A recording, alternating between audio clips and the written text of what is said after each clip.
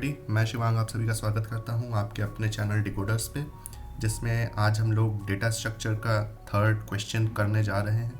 लेकिन इसके पहले मैं आपको एक बहुत अच्छी खबर सुना दूं, खुशखबरी दे दूं कि हम लोग ने अभी, आप लोग को पता ही होगा कि थर्ड ईयर का भी क्रैश कोर्स चलाया था, और उस क्रैश कोर्स का पहला पेपर जो कि जावा का थर्ड ईयर का पहला पेपर है, उसका आज पेपर था। और उस हमने लोग ने जो क्रैश कोर्स दिया था उसमें से मतलब कि आप मानोगे कि 8 में से 7 क्वेश्चंस हमारे क्रैश कोर्स से थे। ठीक है, मतलब कि हमारे यहाँ पे 8 में से, जो क्वेश्चन पेपर में 8 क्वेश्चंस आए हैं उसमें से 7 क्वेश्चन हमारे क्रैश कोर्स में थे। और करने आपको कितने हैं? 5 ही क्वेश्चन करने हैं। तब भी 2 क्वेश्चन का बफर था हम लोगों के पास। तो ये था हमारे क्रैश कोर्स का एक सक्सेसफुल रिजल्ट। आप अपने सीनियर्स से पूछना कि कितना प्रॉफिट हुआ, कितना फ़ायदा हुआ, उनको कितनी चीज़ें सीखने को मिली, प्लस साल भर तो जो उन्होंने पढ़ाई करी वो करी ही, उसके अलावा भी क्रैश कोर्स से उनको क्या क्या बेनिफिट्स मिले, ये सब आप उनसे पूछना। चलिए शुरू करते हैं आज अपने क्वेश्चंस पे। तो पहला हमारा ये क्वेश्चन है कि how is memory allocated in array. जैसा कि आप लोग जानते ही हैं, हम लोग एरे पढ़ रहे हैं, तो अब हम लोग को ये समझना है कि मेमोरी एलोकेशन हमारा एरे में कैसे होता है। How to access elements of an array, हम एलिमेंट्स जो भी हम वैल्यूज़ इंसर्ट करते हैं एरे में, हम उसको कैसे एक्सेस करेंगे, कैसे उसको रिट्रीव करेंगे, एरे में से वापस कैसे लाएंगे, उसके ऊपर वेरियस ऑपरेशंस कैसे करते हैं। और उसके बाद how to calculate the memory और address of a particular block in array, यानी कि पर्टिकुलर ब्लॉक का मेमोरी एड्रेस हम कैसे कैलकुलेट कर सकते हैं, हमें इसके बारे में भी डिस्कस करना है। तो चलिए पहले इसमें देखते हैं क्या लिखा हुआ है। All the data elements of an array are stored in contiguous allocations in the main memory, यानी कि हमारा जो एरे होता है उसमें जितने भी एलिमेंट्स हमारे होते हैं वो सब एक के बाद एक कॉन्टिग्यूअस एलोकेशन में स्टोर होते हैं, जैसे कि 1 2 3 5 7 9 11 13, ये सारे हमारे एलिमेंट्स हैं और ये पर्टिकुलर इंडेक्स नंबर है जो मैं ऊपर लिख रहा हूँ। ठीक, तो एक के बाद एक मेमोरी लोकेशंस पे ये सारी चीज़ें हमारी स्टोर होती चली जाती हैं। The name of the array represents the base address or the address of the first element in the memory, main memory, यानी कि जो हमने ARR नाम का array बनाया है उसके पास पहले वाले ब्लॉक का मेमोरी एड्रेस होगा। जैसे 200 मैं दे रहा हूँ तो यहाँ पे 200 इसके अंदर होगा। ठीक है, तो ARR ही एक इंटरनल पॉइंटर होता है जो कि पहले ब्लॉक ऑफ एरे को पॉइंट करता है। Each element of the array is represented by proper indexing, सारे एलिमेंट्स हमारे जो एरे होते हैं, एरे के होते हैं, उनमें प्रॉपरली इंडेक्सिंग करी जाती है। ये देखिए, ये है इंडेक्स नंबर। ठीक, अब इंडेक्सिंग कैसे कैसे कर सकते हैं हम लोग? We can define the indexing of an array in the below ways, यानी कि ये 3 तरीके हमारे पास हैं एरे की इंडेक्सिंग करने के। ठीक है, पहला तरीका क्या है? Zero based addressing. The first element of the array will be ARR 0, यानी कि अगर हम लोग अपना इंडेक्स नंबर 0 से चालू कर रहे हैं, जैसे हमारी मान लीजिए ये एरे है और इसका इंडेक्स नंबर हम 0 से चालू कर रहे हैं, तो ये हमारा जीरो बेस्ड एड्रेसिंग कहलाती है। जब हम इसको 0 के बजाय 1 से चालू करेंगे, यानी 1, इधर 2 हो जाएगा, इधर 3 हो जाएगा, इधर 4 हो जाएगा, इधर 5 हो जाएगा और इधर 6 हो जाएगा, तो ये हमारी वन बेस्ड एड्रेसिंग कहलाती है, वन बेस्ड इंडेक्सिंग कहलाती है।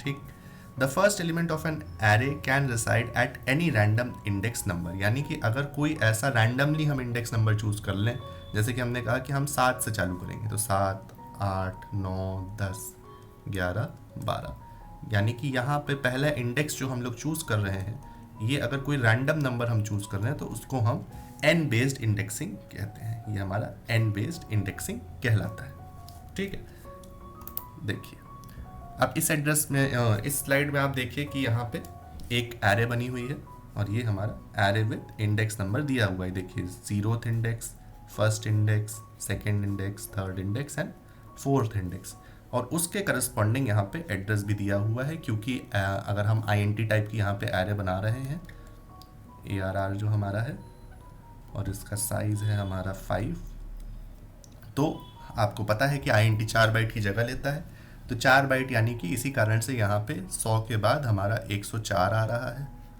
104 के बाद 108 आ रहा है, क्योंकि 100 से लेके 103 तक का जो स्पेस है वो इस वाले को मिला हुआ है, 104 इसका स्टार्टिंग एड्रेस है और 104 से 107 तक इसको मिला हुआ है। इसी अकॉर्डिंग फर्दर हमारी एरे चल रही है। ठीक, एक चीज़ तो ये हो गई। अब इसके बाद देखिए यहाँ पे, ये देखिए ये 0 से स्टार्टिंग, यानी कि ये 0 बेस्ड एड्रेसिंग को फॉलो करती है। ये 1 से चालू होती तो 1 बेस्ड एड्रेसिंग होता, और किसी रैंडम नंबर से चालू होता तो n बेस्ड इंडेक्सिंग होता।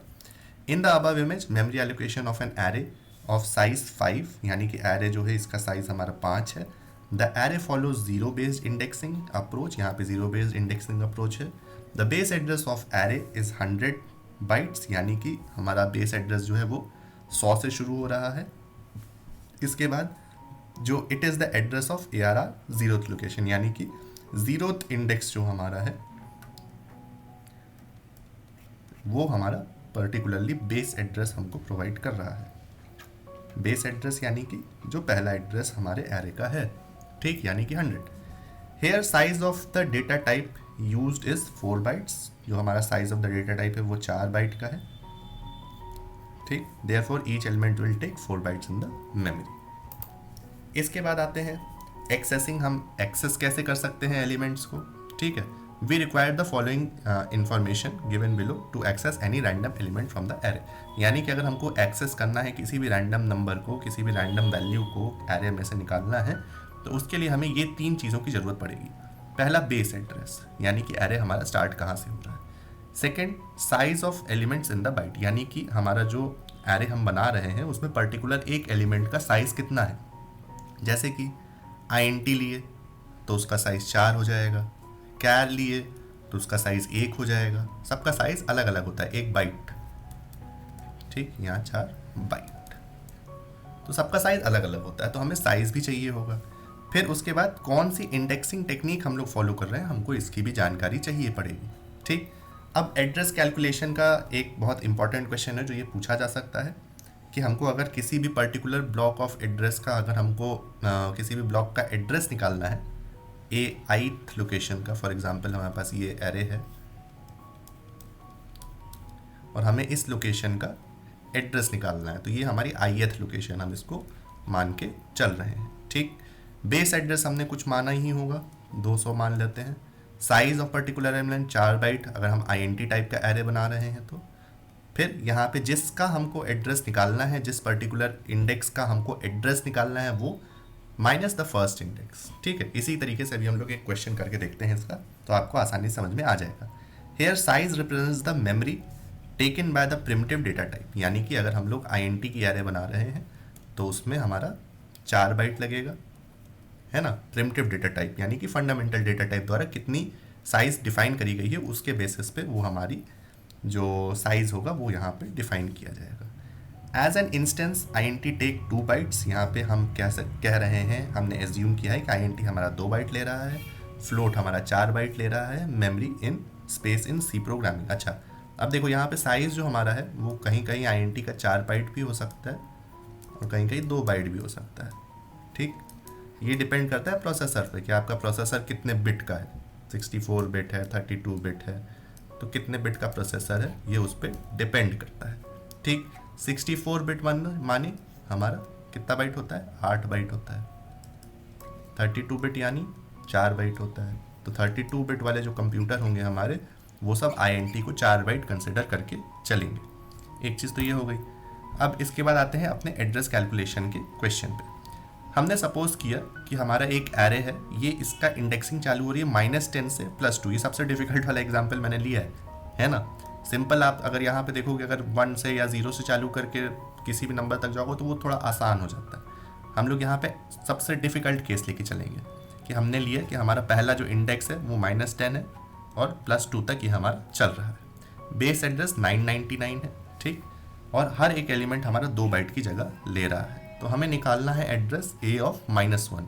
ठीक, -1 एलिमेंट का हमको एड्रेस निकालना है। देखिए यहाँ पे हमको I की वैल्यू दी हुई है ना, -1 है I की वैल्यू जो हमको कैलकुलेट करना है। 999 हमारा बेस एड्रेस है, ये हमारा साइज है, और यहाँ पे I माइनस जो हमारा लोअर लिमिट था उसको हमने यहाँ पे माइनस कर दिया जो कि -10 है। ठीक, और हमारा ये हमारा पर्टिकुलरली यहाँ पे आंसर आ गया। ठीक है, एक बार हम लोग पिछला वाला फॉर्मूला भी यहाँ पे देख लेते हैं। तो यहाँ पे देखिए, ये है हमारा फर्स्ट इंडेक्स यहाँ पे कहा गया है, तो ये फर्स्ट इंडेक्स हो गया जो कि -10 था अभी उस वाले एग्जाम्पल के केस में। आई की वैल्यू हमने क्योंकि -1 निकालना था, -1 का एड्रेस निकालना था, साइज़ हमको 2 बाइट गिवन था, बेस एड्रेस हमारा 999 था। ये सारी वैल्यूज़ को जब हमने यहाँ पे इक्वेट कर दिया और हमने आंसर को सॉल्व किया तो हमारा पर्टिकुलरली ये 10717 आंसर आ गया।